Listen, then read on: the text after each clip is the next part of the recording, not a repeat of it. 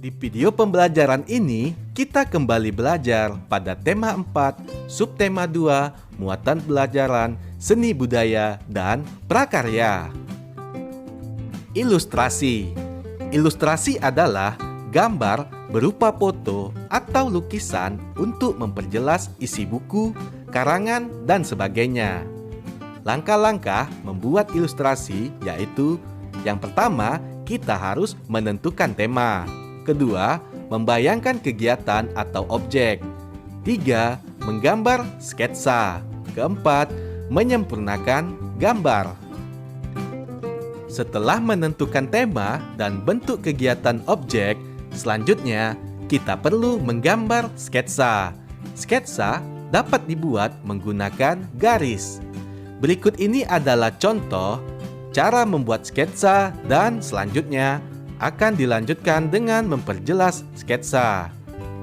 Tema pada gambar yaitu kerukunan antar warga. Kegiatannya, 2 orang saling bersalaman. Pada gambar pertama, sketsa garis orang yang sedang bersalaman. Setelah sketsa selesai, kamu bisa melanjutkan dengan memperjelas sketsa yang telah kamu buat. Apresiasi terhadap gambar pemandangan. Apresiasi seni adalah penilaian terhadap suatu karya seni. Apresiasi meliputi mengenali, menilai, dan menghargai makna atau nilai-nilai yang terkandung dalam karya tersebut. Hal-hal yang diapresiasikan dalam suatu karya, misalnya hal yang sudah dilakukan dengan baik, bagian yang paling menarik, dan hal yang masih perlu ditingkatkan, serta saran. Kamu juga dapat memberikan apresiasi tentang gambar orang lain sesuai dengan hasil yang ditampilkannya. Apabila gambar yang ditampilkan kurang baik, kamu dapat memberikan saran dengan santun agar gambar yang dihasilkan lebih baik lagi. Perhatikan gambar pemandangan berikut.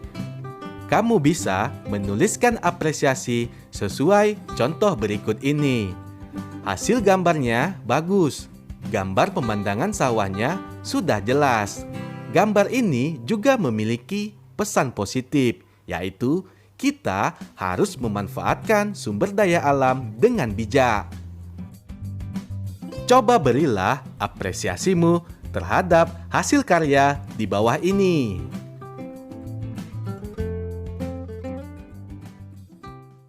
Di video kali ini, kita kembali belajar pada tema 4, subtema 2, muatan pembelajaran bahasa Indonesia. Inti cerita dalam buku sastra. Dalam sebuah cerita, kita dapat mengetahui tokoh cerita, peristiwa, dan inti cerita. Inti cerita dalam buku sastra dapat diketahui jika kita membacanya dengan cermat. Menentukan pesan moral dari suatu cerita. Cara mengetahui pesan moral yang tersirat dalam suatu cerita yaitu membaca cerita dengan cermat, mencari peristiwa dan kalimat yang mengandung saran, nasihat, pesan, atau anjuran.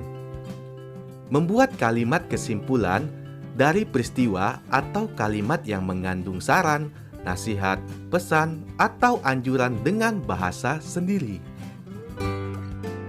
Menyampaikan pendapat tentang suatu cerita. Hal-hal yang perlu diperhatikan saat menyampaikan pendapat yaitu memahami tema cerita. Yang kedua, menuliskan pendapat dengan bahasa yang singkat dan jelas. Memberikan pendapat pribadi tentang pesan moral dari suatu cerita.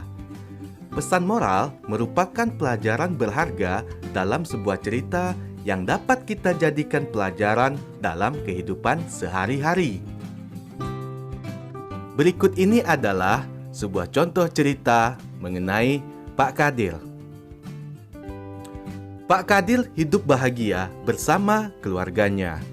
Mata pencaharian Pak Kadir adalah bertani. Ia memiliki sebidang sawah yang tidak terlalu luas. Namun, berkat kerja kerasnya, hasil sawah tersebut dapat menghidupi keluarganya. Suatu ketika, wabah hama menyerang sawah para petani. Pak Kadir sangat sedih. Ia mengalami kerugian yang besar karena serangan hama tersebut. Namun, Pak Kadir pantang menyerah dan tetap bersemangat. Ia pun mengajak para petani di desanya untuk bergotong royong memberantas hama yang menyerang sawah-sawah mereka. Akhirnya, mereka berhasil mengatasi kesulitan yang dihadapi. Dari cerita tersebut, didapatkan bahwa tokoh dalam cerita tersebut adalah Pak Kadir dan para petani. Peristiwa yang terjadi yaitu terjadi serangan wabah hama di sawah para petani. Inti ceritanya, Pak Kadir dan para petani mengalami kerugian karena sawah mereka diserang hama.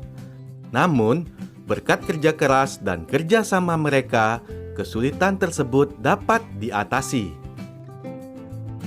Jadi, pesan moral pada cerita tersebut adalah setiap masalah harus kita hadapi dengan semangat dan pantang menyerah.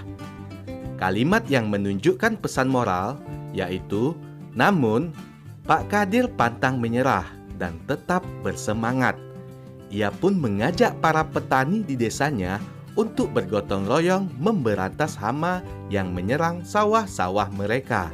Akhirnya, mereka berhasil mengatasi kesulitan yang dihadapi. Contoh memberikan pendapat pribadi tentang pesan moral dari suatu cerita. Kamu juga bisa memberikan pendapatmu tentang pesan moral yang dibuat oleh temanmu. Contoh pesan moral atau contoh pendapat pribadi tentang pesan moral yaitu pesan moral yang ditulis sudah sesuai dengan isi cerita. Menurut saya, teks cerita tersebut mengandung pesan agar menjadi orang yang tidak mudah menyerah dalam menghadapi masalah yang terjadi.